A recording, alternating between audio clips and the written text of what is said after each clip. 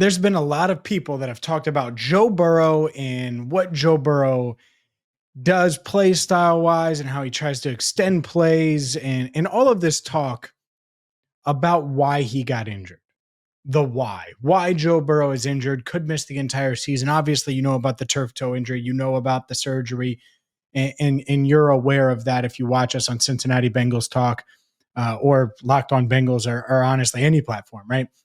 Look, this is a crappy situation. It sucks. It's an injury that stinks. Everyone's upset about it. If you're an NFL fan, you should be upset about it because it hurts the league. It hurts, obviously hurts the Bengals. If you're a Bengals fan, it hurts Joe Burrow. It hurts his legacy, all of those things.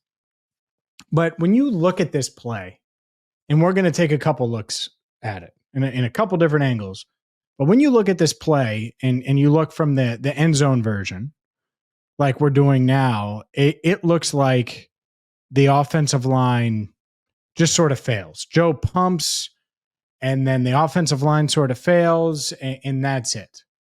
And it isn't that simple. And so let's go to the wide angle, the all-22, where we can see everybody. And it's very clear what Joe was trying to do here.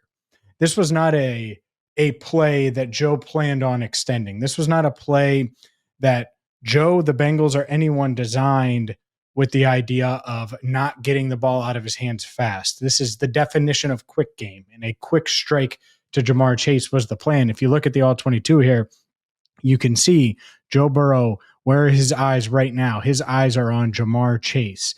His eyes are on Jamar Chase. He pumps, then he tries to create, can't find anyone, gets sacked.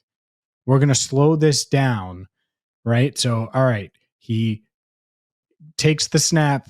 He's looking at Jamar right away. And he's looking. And Jamar, look at the screen. He's jammed up. And Joe's giving him a second. He's like, Jamar can break this. He pumps, and he doesn't like it because, look, he's going to throw it right now, and the corner is in a better position than Jamar. I'll repeat that. The corner is in a better position than Jamar. And so I don't blame him for not throwing this ball. If he has another half second, right? So he brings it down, and now you look at it, and it feels much differently because Jamar does have the angle, does have the edge. But now there's an offensive lineman in his lap, and he says, all right, so I'll go to the outside. I'll go to the outside here. And in the moment he does that, well, what happens? Well, then he's met by a defender. And so then he tries to break inside, and there's really no room there. And so Zach Taylor discussed this on Monday, and he sort of blamed everyone. And I asked where the confidence was in the offensive line, and he went on to say the receivers need to do better, and the tight ends and all of those things. And there's a couple things here. One, it was 2nd and 20, and Drew Sample gets called for a penalty to put them in that negative down and distance. So that's a factor for sure. 2, the Jamar getting jammed, not being clean, not winning at the line of scrimmage. And then 3, the entire offensive line. Dalton Risner took blame for this, but it's really the entire offensive line at one point or another, and not right away. But Risner loses, of course.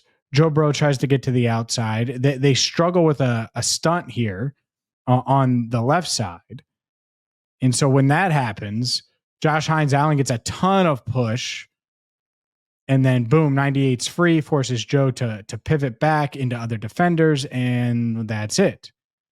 And so the narrative, I guess the reason for this video is for, honestly, one, to get to the root of it. Let's just say the Bengals wanted to do quick game always. Well, this was quick game. Let's just say the Bengals wanted to get the ball out of Joe Burrow's hands and protect Joe Burrow. Well, that's what they planned on doing with this play. Let's just say Joe Burrow had in his mind, hey, let's get the ball out right now because this defensive front has had our number a little bit over the past couple of plays. Well, he tried to do that. And the best receiver on the planet got jammed for a half second. And that half second made all the difference. It made Joe hesitate. And Joe hesitates, and by the time he could regather himself and either pivot and look elsewhere or go back to Jamar, when Jamar was uncovered and could have probably caught the ball, then there's someone in his face. And then he tried to go to the outside and create. Guess what? Someone's there. He tried to go up and step up in the pocket. Well, there were guys there and he gets sacked. That's the bottom line. So this idea that, Joe's play style, well, sure, Joe's taken hits because of his play style. And yes, the Bengals have put him in position to take hits because of the way they scheme things up. But why did Joe Burrow get injured? It was a regular, normal play that we see all the time. A simple play that, yes, you know what I don't want? I don't want Joe to make his first read, and a half second into the play, throw it out of bounds because he might get hit. That's not football. And that's not realistic. And just because the result ends with Joe Burrow potentially being out for the season doesn't mean that the play itself was wrong.